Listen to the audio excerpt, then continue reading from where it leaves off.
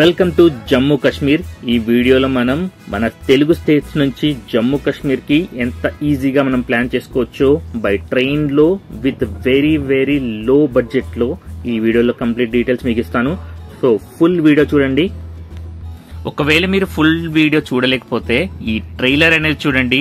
Just with in 2 minutes లో ఈ full video content లో ఉన్న డీటెయిల్స్ అన్ని కూడా మీకు తెలిసిపోతాయి అండ్ మీరు ఈ ట్రిప్ ని ఈజీగా ప్లాన్ చేసుకోవచ్చు. So let's go.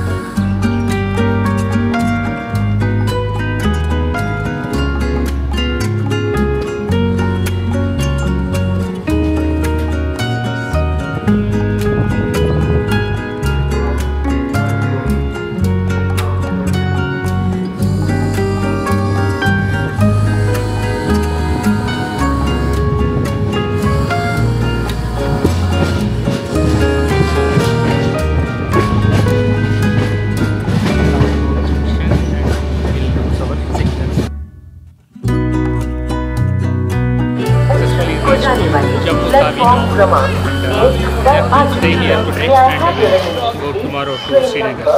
Okay, let's go. Hello అండి అందరికి.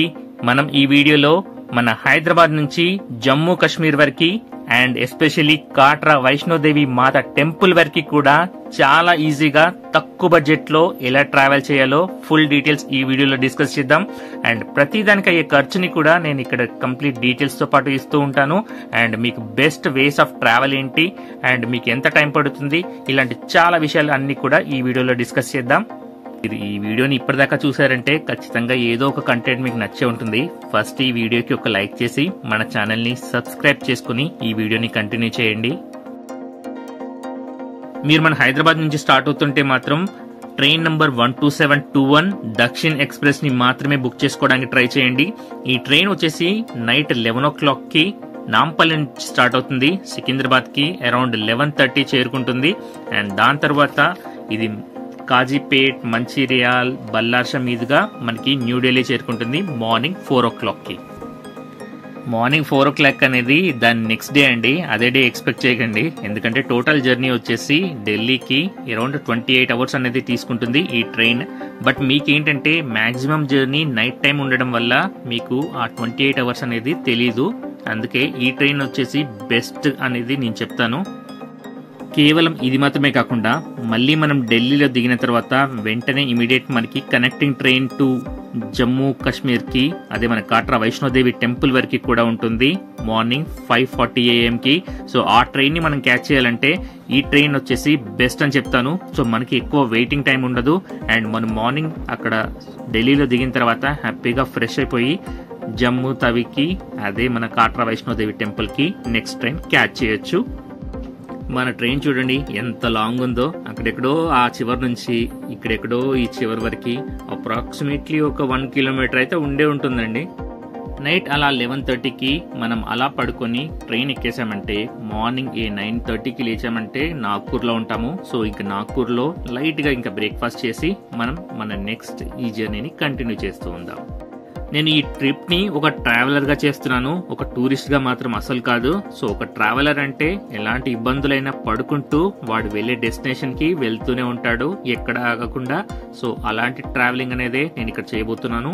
అండ్ ఇక్కడ ఎలాంటి కంఫర్ట్ అనేది మనకి పెద్ద ప్రియారిటీగా ఉండదు.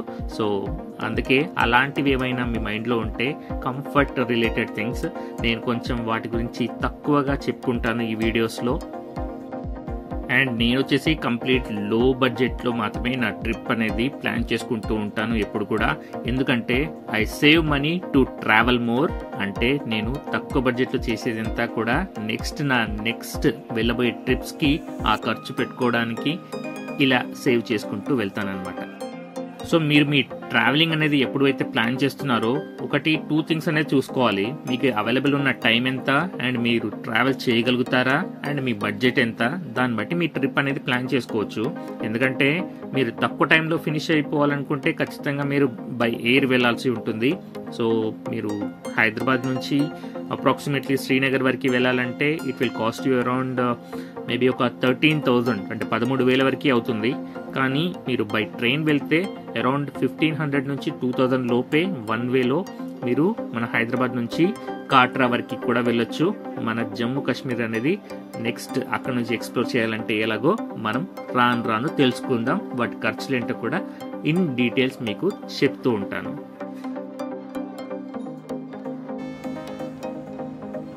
సో మనం అలా నైట్ డిన్నర్ చేసి మార్నింగ్ లేవగానే 4:30కి హజ్రత్ నిజాముద్దీన్, అదే ఓల్డ్ ఢిల్లీ అంటారు దీన్ని. సో ఇక్కడ మనం దిగిపోయాము.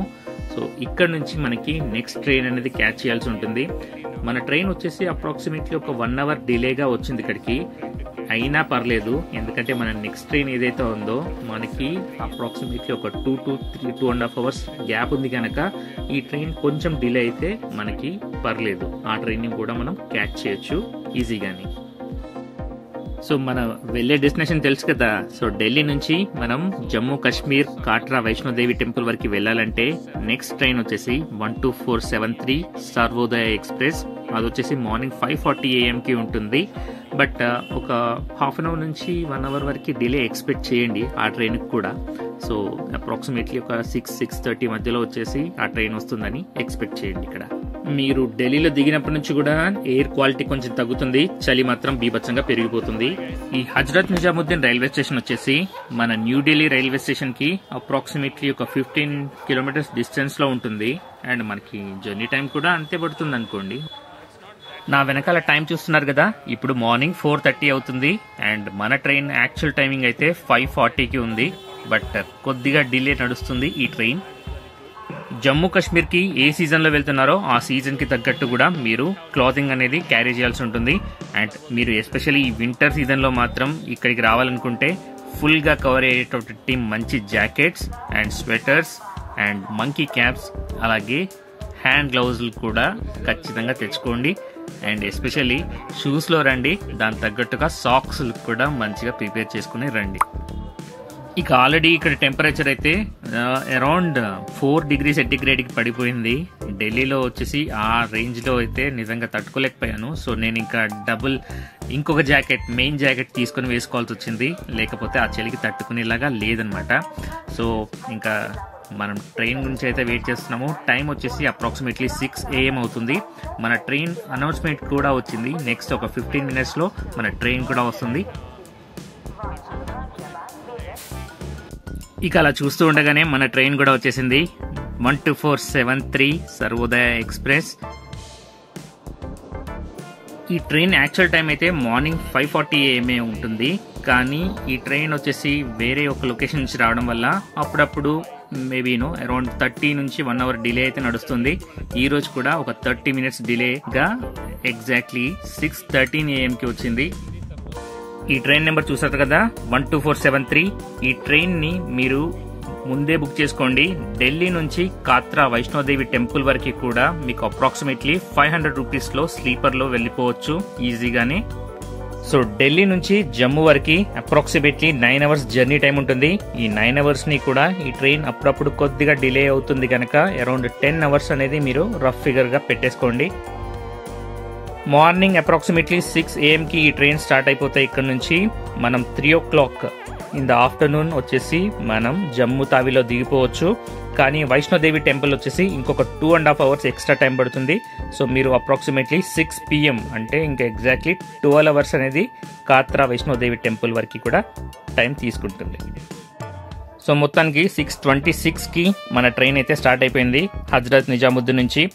ఇక్కడ నుంచి మనకి new Delhi railway station approximately ఒక 20 to 25 minutes టైం పడుతుంది.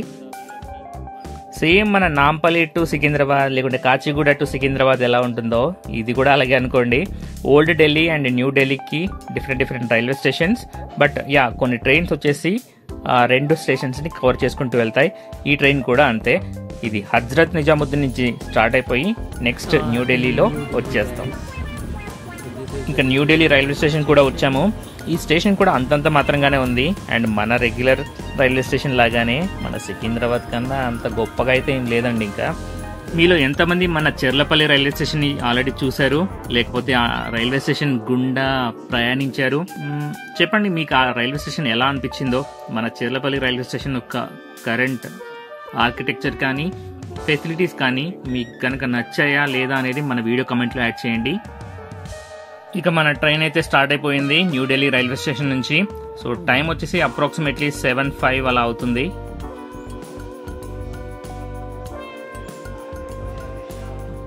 ఇక న్యూ ఢిల్లీ రైల్వే స్టేషన్ నుంచి మనమైతే స్టార్ట్ అయిపోయాము జమ్మూ అండ్ కాశ్మీర్కి.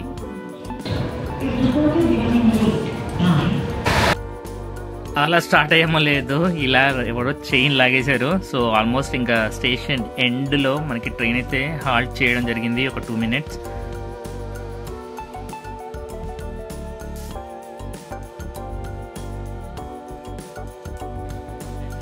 మీరు ఆల్రెడీ ఢిల్లీలో స్టెప్ ఇన్ చేసినప్పటి నుంచే మీకు అక్కడ ఎయిర్ క్వాలిటీలో తేడా కనిపిస్తూనే ఉంటుంది.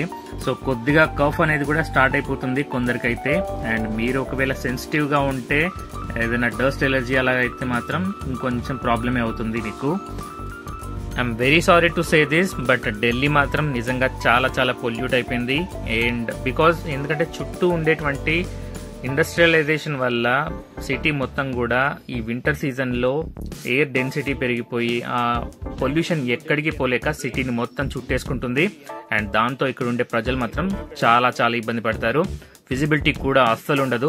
చూస్తున్నారు కదా, ఇప్పుడు అప్రాక్సిమేట్లీ 7:30 AM కూడా అవుతుంది. బట్ స్టిల్ మనకి అంత విజిబిలిటీ అయితే లేదు. అందుకే మనం నెక్స్ట్ మేబీ హైదరాబాద్ వచ్చేసి మనకి జస్ట్ స్టేట్ క్యాపిటల్ కాదు, ఐ థింక్ అది కంట్రీ క్యాపిటల్ కూడా హైదరాబాద్ ఉంటే it's going to be much better. That's what I feel. Because we have very strong chances actually literally చెప్పుకోవాలంటే. ఎందుకంటే మనది మెనీ ఆస్పెక్ట్స్లో కూడా Hyderabad is standing out respected to other cities. So definitely we should all stand and support Hyderabad and to be the number 1 city and to be the capital of India. So I hope so manaki ala avutundani. But at the same time remaining cities, especially Delhi, should control the pollution and they should take the necessary steps to purify this air and make the life comfortable. Damage is so worse now already, so I don't think prevention is better than cure antaru kada. So curing method lo unnaru, but prevent cheyalepoyaru. But city expansion anedi manam already well before planning chesam inka Hyderabad lo maybe I think we already took a step towards decentralizing some of the IT corridors or some of the factories, even manufacturing units or something. So ivanni మనం decentralise చేయడం వల్ల I think that will be helpful for us. Hopefully in going forward, I think next 2-3 years we will be in a very good shape to be the number 1 city in India as well, to be the top 10 in the world, I believe. Hope so. మనకి capital హోదా అనేది వస్తుంది. మాట్లాడుకుందాం. So next ఈ జర్నీలో మనం న్యూఢిల్లీ నుంచి ఇప్పుడు జమ్మూ తావీకి వెళ్తున్నాము. ఇది ఎక్సైటింగ్ జర్నీగా ఉంటుంది because I have plan nothing except the train ticket. I didn't book any of the things. So definitely ఇదంతా కూడా మనకు ఒక ఎక్స్పీరియన్స్ యాడ్ అవుతుంది and hopefully it's going to be a good one. Okay, చూద్దాం ఈ జర్నీలో next things అన్ని ఒకదాని తర్వాత ఒకటి మాట్లాడుకుంటూ ఉన్నాం. మన ట్రైన్ అయితే సైడ్ ఆపేశారు, పక్కకుండమ్మా అని చెప్పారు దాన్ని. ఎందుకంటే ఇంకొక సూపర్ ఫాస్ట్ ట్రైన్ వచ్చేసి వెళ్తుందని చెప్పేసి దానికి వే క్లియర్ చేయడానికి మన ట్రైన్ అయితే హాల్ట్ చేయడం జరిగింది. సో ఇప్పుడు టైం మార్నింగ్ 8 AM అవుతుంది and we are at Sonipat junction and we are waiting for our train to move.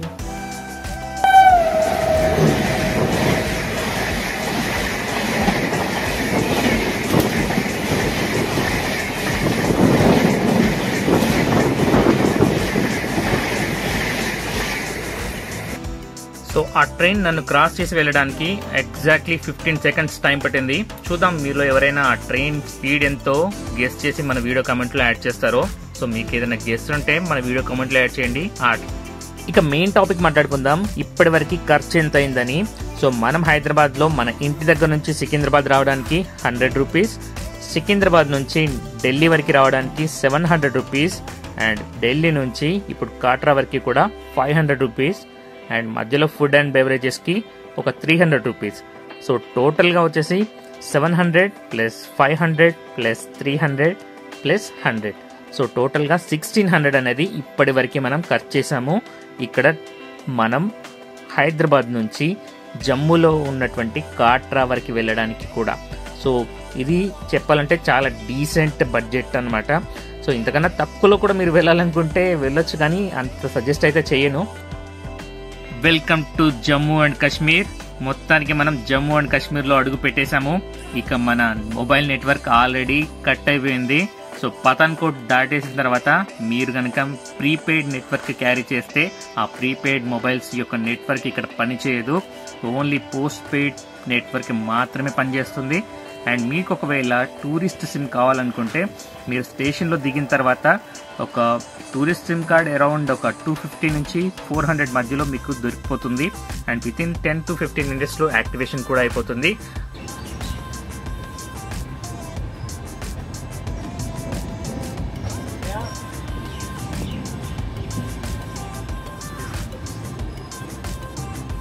Wow, చూసారా, ఇవన్నీ కూడా మన ఇండియన్ ఆర్మీ యూజ్ చేసే వార్ ట్యాంక్స్.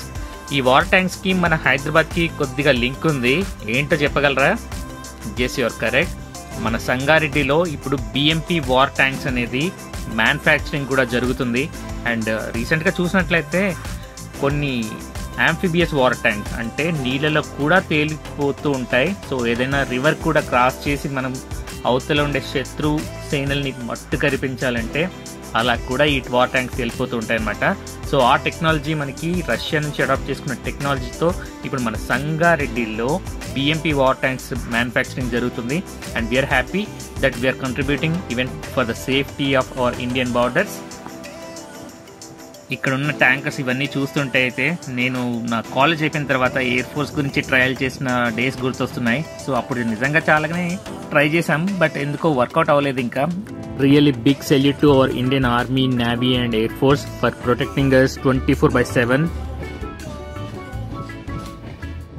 ఇక మనం మన డెస్టినేషన్కి అయితే దగ్గరలోనే ఉన్నాము. సో ప్రస్తుతం నేనైతే జమ్మూ తావి వరకు వచ్చాను. ఇక్కడ అప్రాక్సిమేట్లీ ఒక 4 PM నేను దిగడం జరిగింది.